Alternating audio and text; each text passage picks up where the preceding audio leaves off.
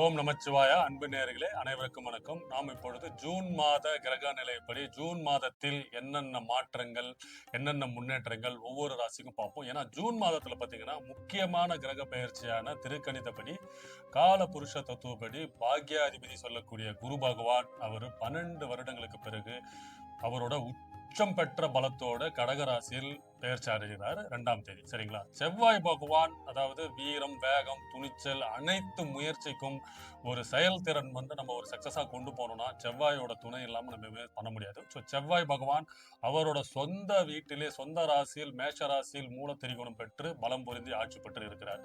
அதே மாதிரி பார்த்தீங்கன்னா சூரிய பகவான் அதாவது எல்லா கிரகங்களுக்கும் தலைவன் நம்ம சொல்லக்கூடிய சூரிய பகவான் இந்த மாதம் 15ஆம் தேதி ரிஷப வீட்டில் இருக்கிறாருங்க. அதே மாதிரி சுக்கிரனும் புதனும் ஒருத்தருக்கு ஒருவர் பாத்தீங்கன்னா ஒரே வீட்டுல மிதுன ராசியில் இருக்கிறாங்க. சோ சுக்கிர பகவான் 2ஆம் வீட்டுக்கு அதிபதி, 7ஆம் வீட்டுக்கு அதிபதி. அவரும் பாத்தீங்கன்னா இந்த மாத கடைசியில் குருவோடு இணையறாருங்க. புதன் பகவானும் குருவோட இணையறாங்க. சோ இவங்க 3 பேரும் பாத்தீங்கன்னா ஆல்மோஸ்ட் இந்த மாத கடைசியில் குருவோட இணையறாங்க. சோ இந்த கிரக நிலையின் அடிப்படையில் ஒவ்வொரு ராசிக்கும் சில மாற்றங்கள், முன்னேற்றங்கள், சில எதிர்பார்ப்புகள், நிறைவேறாத ஆசைகள், திடீர் அதிர்ஷ்டம், பணவரவு, பொருளாதார வசதி, முக்கியமா வீடு வாங்குற அமைப்பு, வண்டி வாகனங்கள் அமையும் அமைப்பு, முக்கியமா கடன் பிரச்சனையிலிருந்து தீரும் பாக்கியம் யாராருக்கெல்லாம் இருக்கு, யாரெல்லாம் சொந்த தொழில் ஆரம்பிப்பீங்க, புதிய புதிய வேலையில யாரெல்லாம் கிடைக்கும், முக்கியமா அரசு சார்ந்த துறை, அரசு வேலையில கிடைக்கிறதுக்கான வாய்ப்புகள்லாம் யாருக்கு இந்த காலகட்டத்தில் அமோகமா இருக்க போகுது, வெளிநாட்டுல அதாவது மாணவர்கள் ஏன்னா குரு பகவான் கல்விக்காரகர். ஸோ மாணவர்கள்லாம் வெளிநாட்டுல போய் படிக்கிற அமைப்பு, வெளிநாட்டு யோகம், விசா இந்த மாதிரி எல்லாம் முயற்சி பண்ணிட்டு இருக்கீங்க, வெளிநாட்டுல தொழில் அமைக்கிறது, இந்த மாதிரி ஒவ்வொரு ராசிக்கும் சில முக்கியமான பலன்கள்லாம் காத்துட்டு இருக்குது. அது ஒன்றா பார்ப்போம். விருச்சிக ராசி நேயர்களே, அதாவது வீரத்துக்கும் விவேகத்துக்கும் நீங்க தான் முக்கியமான ஆளு. ஏன்னா செவ்வாயோட ஆதிக்கம் பெற்ற செவ்வாய் ஆக்ரோஷம், வீரம், அதாவது துணிச்சல் என செவ்வாயோட ராசிநாதனை கொண்ட விருச்சிக ராசி நேயர்களுக்கு இந்த ஜூன் மாதம் ஒரு சிறப்புமிக்க மாதமாக இருக்கும் போது, ஏன்னா உங்களோட ராசிநாதன் உங்களுக்கு 6ஆம் இடத்தில் மேஷ ராசியில் உச்சம் பெற்று ஆட்சி பெற்று பலம் பொருந்து இருக்கிறாரு. ஸோ 7ஆம் இடத்துல சூரியன் இருந்தாலும் 15ஆம் தேதிக்கு அப்புறம் உங்களுக்கு 8ஆம் இடத்துல போறாரு. 8ஆம் இடத்துல போகும்போது உங்களுக்கு 10க்கு அதிபதி 8ல் இருக்கும்போது தொழில் சார்ந்த நீண்ட தூர பிரயாணங்கள் போவீங்க, வெளிநாட்டு, வெளி மாநிலம், வெளியூர் போறதுனால உங்களுக்கு ஆதாயங்கள் உண்டாகும். அதாவது தொலைதூர பிரயாணங்கள் மூலமாக உங்களுக்கு வாய்ப்புகள் சேரும். அதன் மூலமாக பணவரவு உண்டாகும். ஏன்னா இந்த மாதத்தில் சூரிய பகவான் 8ஆம் இடத்தில் மறையும் பொழுது அது உங்களுக்கு திடீர் அதிர்ஷ்ட வாய்ப்புகளை கொடுக்க போது, அதாவது வேலை சார்ந்த விஷயத்திலும் தொழில் சார்ந்த விஷயத்திலும். சில பேர் பாத்தீங்கன்னா எனக்கு இந்த வேலை கிடைச்சா நல்லா இருக்கும்பா, ஒரு ஹைக் நல்லா கிடைக்கும், ஒரு இன்டர்வியூலாம் அட்டன் பண்ணியிருப்பீங்க, அதாவது 2-3 இன்டர்வியூ அட்டன் பண்ணியிருப்பீங்க, அதுல ஒண்ணு ப்ரிஃபரபிளா நீங்க செலக்ட் பண்ணியிருப்பீங்க. நார்மலா இந்த விருச்சிக ராசிக்காரர்களுக்கு வேலை தொழில் மாற்றுறதுன்ற அவங்களுக்கு கைவந்த கலை.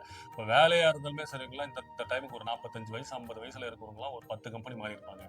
அதே மாதிரி தொழில் பண்றவங்களா இருந்தாலும் சரி பாத்தீங்கன்னா ஒரு 4-5 தொழில் மாத்தி மாத்தி பண்ணிட்டு இப்போ ஏதாவது ஒரு வேலையில உட்காந்துட்டு இருப்பாங்க. ஸோ இந்த விருச்சிக ராசிக்காரர்கள் அந்த ஆசையை தூண்டி விட்டு, முக்கியமா அவங்க நண்பர்கள் வட்டாரம் அதிகம், அதாவது சொந்தக்காரங்கள், அதாவது உற்றார் உறவினர்கள் அதிகம், அவங்களோட அறிவுரையின் பேரிலும் ஆசை வார்த்தை தூண்டுதல் பேரிலும் இவங்க இன்வெஸ்ட் பண்றதும் கடன் வாங்குறதும் அஞ்சவே மாட்டாங்க. அதிகமாக கடன் வாங்கும் ராசிகளில் விருச்சிக ராசிக்காரர்கள் பேர் போனவங்க. அதாவது மறைமுக கடன்கள், வீட்டுக்கு தெரிஞ்சு கடன் வாங்குறது ஒண்ணு, வீட்டுக்கு தெரியாம ஒரு கடன் தனியா அவங்க வச்சிருப்பாங்க, பர்சனல் கடன். அதாவது வீட்டுக்கு தெரிஞ்சு வீடு வாங்குறேன் அப்படின்னு ஒரு கடன், பர்சனல் லோன் வாங்குறேன் ஒரு கடன், ஒரு பொருள் வாங்குறேன்னு ஒரு கடன் இருந்தாலும் அதுக்கு கரெக்டா ஒரு அமௌண்ட் பேமெண்ட் ரீபேமெண்ட் பண்ணியிருந்தாலும் மனைவிக்கு தெரியாம இல்ல வீட்டு அம்மா அப்பாவுக்கு தெரியாம இவங்க தனியா ஒரு கடன் வாங்கி வச்சுட்டு அதுக்கு தனியா போராடிட்டு அதுக்கு ஒரு பிரச்சனையில மாட்டிக்கிட்டு இதுக்கு பதில் சொல்ல முடியாம அதுக்கு பதில் சொல்ல முடியாம ஒரு குழப்பத்துல மாட்டிக்கொண்டிருக்கும் ராசிகளில் விருச்சிக ராசிக்காரர்கள் ரொம்ப ரொம்ப அதுல தேர்ச்சி பெற்றவர்கள். ஸோ இந்த அடிப்படையில் இருக்கும் விருச்சிக ராசிக்காரர்கள் ஜூன் மாதத்துல உங்களுக்கு புதிய புதிய லாபங்கள் வரப்போகுதுங்க. ஏன்னா 10ஆம் அதிபதி 8ஆம் இடத்தில் மறையும் பொழுது திடீர் அதிர்ஷ்ட வாய்ப்புகள் காத்துக்கிட்டு இருக்கு. ஜாக்பாட் மாதனே சொல்லாங்க. ஏன்னா உங்களுக்கு எதிர்பாராத பணவரவு, திடீர் அதிர்ஷ்டம் காத்துக்கிட்டு இருக்கு. வேலை சார்ந்த இடத்திலும் தொழில் சார்ந்த இடத்திலும். அதாவது நீண்ட காலமாக நீங்க ஒரு ப்ரொமோஷன்ஸுக்காக காத்துக்கிட்டு இருக்கீங்க, ஒரு இன்க்ரிமெண்ட் வந்தா நல்லா இருக்கும் அப்படின்னா அது வாய்ப்புகள் வரத்துக்கு அதிகமான வாய்ப்புகள் இருக்கு. அந்த அதாவது அந்த ஊதிய உயர்வு அது மூலயமா நீங்க வந்து ஒரு புதிய பிளான் போடுறது, அதாவது வீட்டுக்கு தேவையான நகை வாங்குறது, உங்க குழந்தைக்கு தேவையான ஏதாவது முதலீடு பண்றது, இல்ல உங்க மனைவிக்கு ஏற்கனவே வச்சிருந்த நகையை மீட்டு கொடுக்கறது, உங்க அம்மா அப்பாவுக்கு வந்து ஏதாவது ஒரு ட்ரெஸ்ஸோ ஏதோ எடுத்து கொடுக்கறது, அவங்க பேர்ல ஏதாவது ஒரு பொருள் வாங்கி கொடுக்கறது என்ற உங்க ஆசைகளை நிறைவேற்றக்கூடிய மாதமாக இந்த மாதம் இருக்க போகுது. ஏன்னா விருச்சிக ராசிகள் வந்து எல்லாருக்குமே ஹெல்ப் பண்ணணும், உதவி பண்ணணும் என்ற ஆசையெல்லாம் இருக்கும். ஆனா அவங்களுக்கு வந்து அந்த பணப்புழக்கம்ன்றது ரொம்ப ரொம்ப கம்மியா இருக்கும். இந்த வர பைசாவை உடனே செலவு பண்ணக்கூடிய ராசிகளில் முதன்மையாக பெற்ற ராசிகள் விருச்ச ராசிகள் தான். ஏன்னா அவங்களுக்கு ஒரு 1000 ரூபாய் வருதுன்னு வச்சுங்களேன், 2000 ரூபாய்க்கு அவங்க கடன் வச்சிருப்பாங்க.